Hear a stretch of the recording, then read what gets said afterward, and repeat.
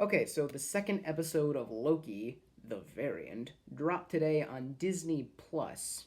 And naturally, being a huge nerd, I decided to check it out. Was it as good as the last one? No, not really. But I mean, it's close. It's almost as good as the last one, but there are a couple more things that hold it back.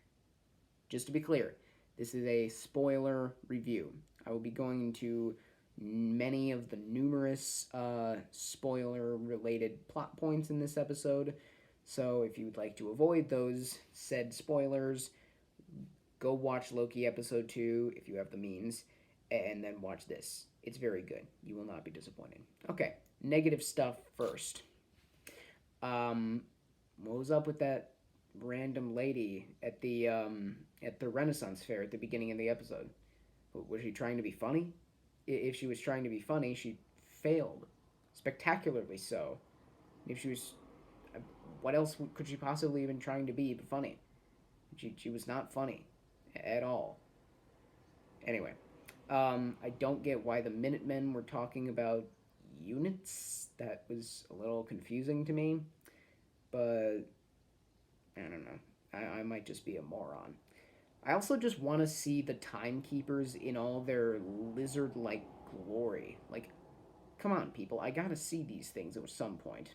Anyway, everything else about this episode was pretty much awesome. I like that it kind of felt like a police procedural show that I didn't know I needed a police procedural show in the MCU, but I'm very glad I have one because it's done very well.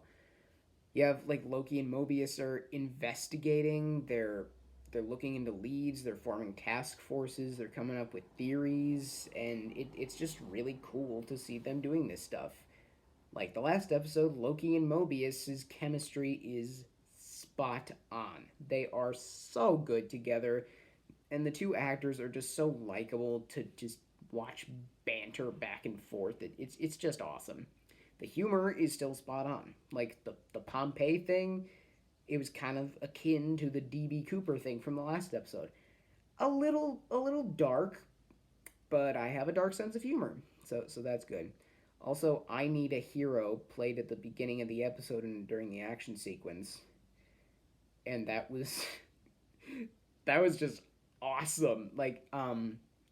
I've been hearing I Need a Hero a lot more recently, and I don't know why. It was in the Masters of the Universe Revelation Netflix animated series trailer. I mean, that makes sense because it's He Man, but I mean, it was in this, and it was in a commercial for a Guardians of the Galaxy video game.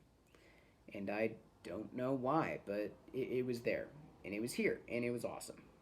There were also these like little shots of different variants of Loki. There was one that was like absolutely shredded, and it was like, wait, what? It was a little weird, but it was cool nonetheless. The middle section of the episode manages to get some great philosophical debate in there.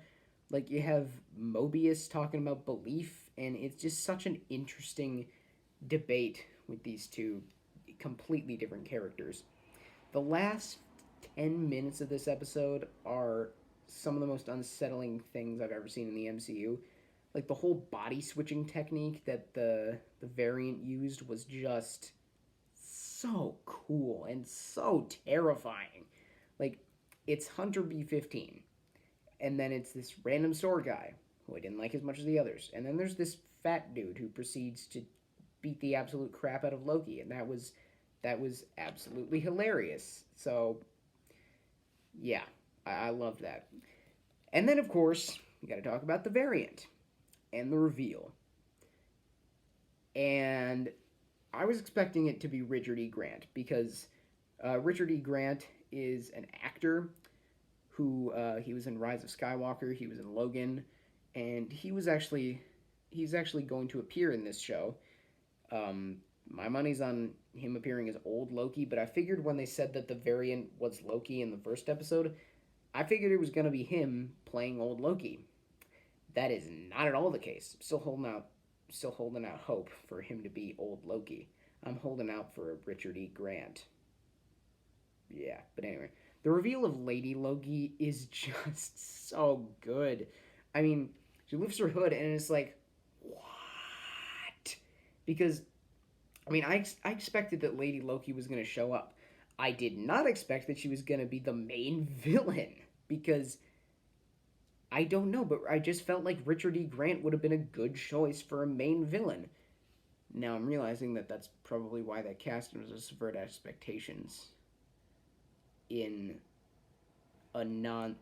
They subverted expectations by casting someone who wouldn't subvert any expectations. That's the right way to subvert expectations, if you ask me. And then, like, for the 10 seconds that Lady Loki is on screen, you just get her entire range. Like, she does that. She has, like, one line where it's like, it's not about you. And it kind of calls back to the line that same line that the Ancient One says in Doctor Strange. But this is a completely different context. And then she does this little wave thing to Loki as she leaves, and it was so cool. What a great episode. Overall, the weird lady at the beginning kind of holds it back from greatness. I didn't find the store employee's performance as Lady Loki, the variant, to be that enticing. Everything else was just really good. So, if you enjoyed this episode, comment your thoughts. So I personally can't wait for the next episode and what else this show will be.